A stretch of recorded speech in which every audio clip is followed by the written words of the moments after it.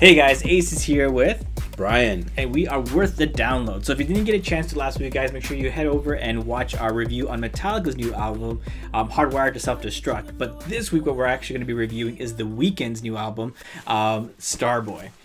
And it happens to be The Weeknd. The Weeknd. It's Sunday. Sunday fun day. So, unlike the Metallica album, where there was a lot of hype and a lot of stuff happening, up to the release of the album, this album was relatively quiet up until really just the release, and I guess back in September of the single, which was the debut track, right, Starboy. Mm-hmm. But now, I think what was it, the night before the album actually dropped, they released two more singles, just as a surprise. Mm-hmm. And one of those tracks being another collaboration with Daft Punk, which happens to be also the last track of the actual album.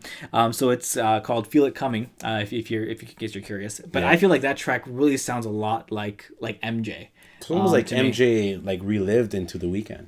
It's weird, man. It's like a replica. It's hauntingly similar. It is, yeah. But it's so good. It's such a really good track. I really liked. I think it's reminiscent. I think of if MJ was still around, where his sound might have gone, into these years. But in any case, guys, you guys have to go give it a listen. You gotta listen to it. That's all I'll say. But speaking of which, though, right there was a lot of collaborations that happened, in this album comparative to Weeknd's previous album, right? Where I think he had three collaborations. One of those was Lana Del Rey, which again made an appearance in this album. And then we also had Future, we had Kendrick Lamar, two Daft Punk tracks. Yep. Right? And one mystery. Yeah, and a mysterious artist? Yeah, we don't really know. I don't know if it's a singer, a rapper. It's just, we don't know who it is. Yeah, so it's on the track called 6 Feet Under.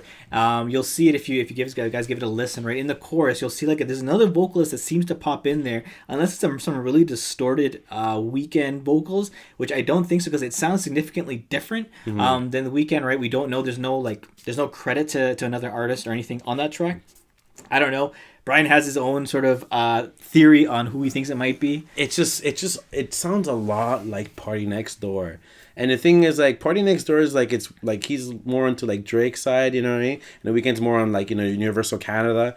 So it's shocking if it would be him, but it's also not a surprise because he's from Mississauga. Yeah. Which is in Canada and is not far from Toronto. So I do definitely see that, I do definitely see that being a possibility, right? Yeah, for sure.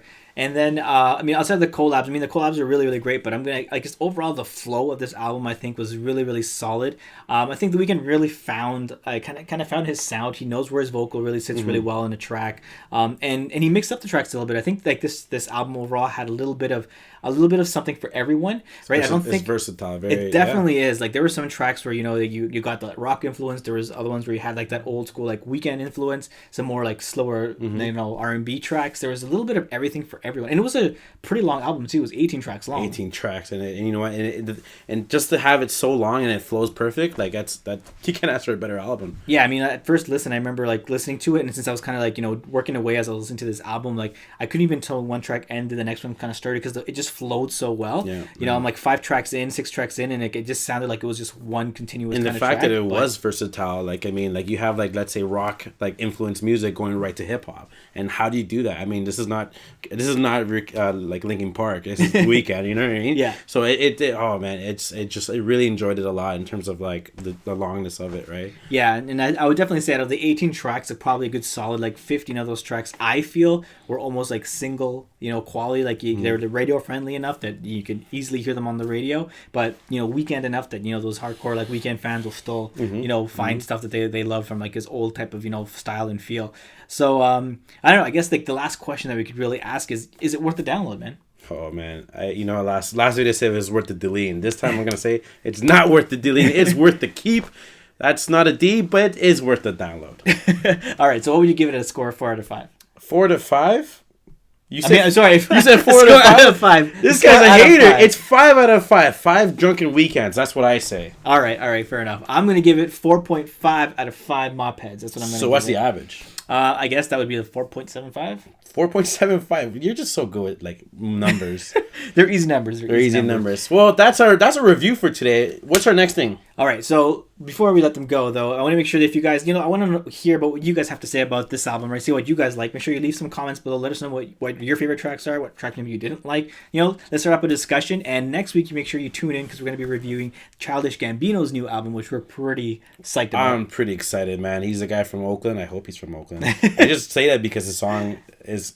Anyways, let's just continue. I'm excited for that, man. I'm excited too. I've been a fan since he dropped his EP way back when, and so I'm excited to hear what he's got for this album. So make sure you guys tune into that one for next week, and we'll catch you guys then. Latest. Dramatic in time.